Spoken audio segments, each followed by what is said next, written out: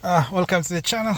Right here we have this Mercedes is GLC C300 is going to be a 2021, but this procedure should apply to 2020 and 2021, maybe 2022. So today we're going to reset our oil service light.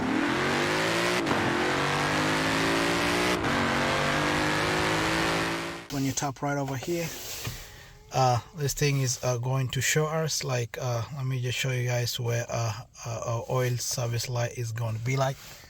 So what you do, you just come to home, you just scroll right over there, you come to service, and when you click on service it should be able to give us a 6+. So it says service exited by A2 service 720 something days. So what we're going to do, we're going to reset that. So let me just get out of there. Let me just come all the way. So first you have to make sure you're here on trip. So guys, to reset this stuff, what you do, make sure you tap it once. Don't tap it all the way until when you see all those lights. Make sure just you tap it once. You see only the airbag light right there. Once you do that, this is the process what you do. So you use your 3 fingers just like this. First of all, you make sure this a trip or mileage is just right there, down right there. Make sure that is there.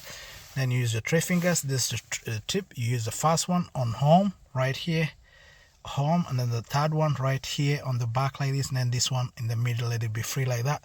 So you just hold them together like that. Don't worry if the screen shows like that. Don't worry. Hold it like for 10 seconds. Then when like 10 seconds comes in, you just tap in the middle one just here. Then you tap like that. So workshop mode will come on. It's called workshop mode.